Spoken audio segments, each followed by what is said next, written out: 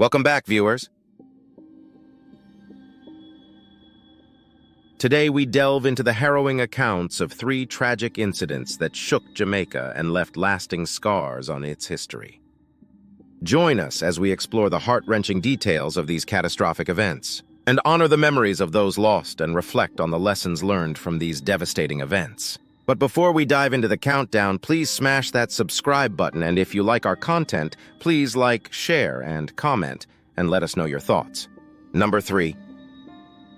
On a tragic morning at the Montego Bay Airport, a catastrophic event unfolded as the Airlines HK-177 Super Constellation crashed and exploded on the runway, claiming the lives of 37 individuals, including one child. The scene was one of unimaginable horror as the aircraft burst into flames, leaving a trail of destruction in its wake. Amidst the devastation, 9 individuals comprising 4 passengers and crew members miraculously survived what has become the deadliest air accident in Jamaica's civil aviation history. The aircraft, already 10 hours overdue, encountered rain conditions deemed not abnormal as it attempted to land at Montego Bay.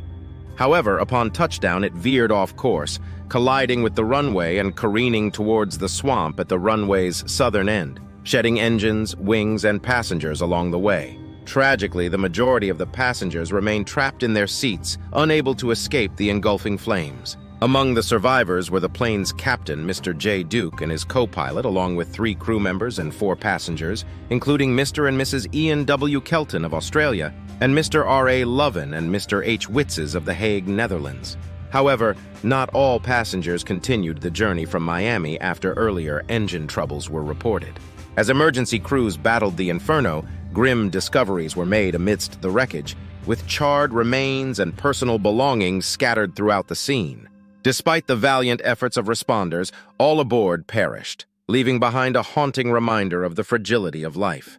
In the aftermath, a public inquiry was launched to investigate the cause of the accident, with officials from various agencies, including the government of Jamaica and Aviation Airlines, collaborating in the investigation.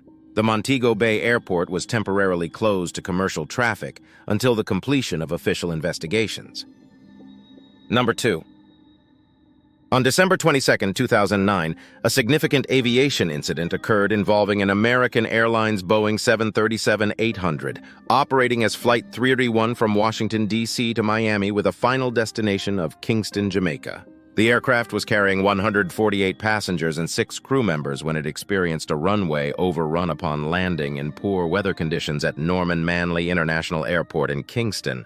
Several factors contributed to the incident, including the aircraft's speed upon landing and touchdown occurring more than 4,000 feet from the runway threshold. Notably, the airline's failure to provide adequate training on tailwind landings and the Federal Aviation Administration's FAA failure to implement previous recommendations regarding such training were identified as contributing factors. The aircraft, registered as N977AN and with manufacturer's serial number 29550, sustained substantial damage during the overrun, resulting in the fuselage fracturing and significant structural damage. Both wings were also damaged, with one losing an engine and the other its winglet tip. The aircraft ultimately came to rest on its belly outside the airport perimeter, near the beach and Norman Manley Highway. The response to the incident included the closure of the airport, diverting larger flights to Sangster International Airport in Montego Bay. An investigation was launched by the National Transportation Safety Board, NTSB, with assistance from the Jamaica Civil Aviation Authority and American Airlines crash investigators. Subsequent reports revealed that the flight crew had requested an Instrument Landing System (ILS) approach for runway 12, despite being advised of tailwind conditions. They were offered a circling approach for runway 30 but repeated their request for runway 12 and were subsequently cleared to land, despite being warned of the wet runway conditions. The investigation highlighted several factors contributing to the incident, including inadequate pilot training on tailwind landings, the decision to land in heavy rain on a wet runway, and the aircraft touching down far from the runway threshold. Recommendations were made to improve pilot training and guidance on tailwind landings, as well as to enhance runway overrun prevention measures. Although the incident resulted in injuries to several passengers and crew members, there were no reported fatalities. American Airlines provided compensation to passengers for the lengthy quarantine of baggage, and Captain Brian Cole, the aircraft's pilot, returned to flying with the airline in 2013. Overall, the incident underscored the importance of comprehensive pilot training, effective communication between air traffic control and flight crews, and adherence to safety protocols in adverse weather conditions. Number 1. The most devastating railway disaster in Jamaica's history occurred near this location on September 1, 1957. At approximately 11:30 p.m., a train carrying around 1,600 passengers tragically derailed, resulting in nearly 200 fatalities. Reports vary, but it's estimated that between 400 and 700 individuals sustained injuries in what was deemed the most catastrophic transportation tragedy in Jamaica and the world's second-worst rail disaster at the time. Earlier that day, hundreds of members of the Holy Name Society of St. Anne's Roman Catholic Church in Kingston embarked on an excursion to Montego Bay from the Kingston railway station. Upon the train's return journey, tragedy struck as it approached the quiet town of Kendall. 3 piercing whistle blasts marked the sorrowful conclusion of the journey.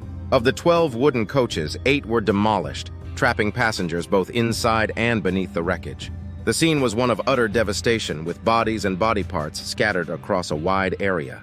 Many passengers perished instantly, while others succumbed to injuries inflicted by splinters from the wooden coaches. In the aftermath, a mass grave behind the crash site became the final resting place for many of the deceased. A subsequent investigation by the Railway Commission of Inquiry revealed that the accident was caused by the accidental closure of an angled wheel, brake cock, which had been erroneously positioned. As a direct result of the tragedy, the railway system implemented significant changes, including replacing all wooden coaches with metal ones. Additionally, the Jamaica Government Railways underwent restructuring and was renamed the Jamaica Railway Corporation, JRC. The name Kendall serves as a poignant reminder of the tragic events that unfolded during the Kendall crash, leaving an indelible mark on Jamaica's history. Thank you for joining us as we remember these tragic events and the lives lost. May their memories never fade, and may their stories serve as a reminder of the importance of safety and preparedness in all aspects of life. If you found this video informative and impactful, don't forget to subscribe to our channel for more content like this. And remember, your likes, shares, and comments help us reach more viewers and spread awareness. Until next time, stay safe and take care.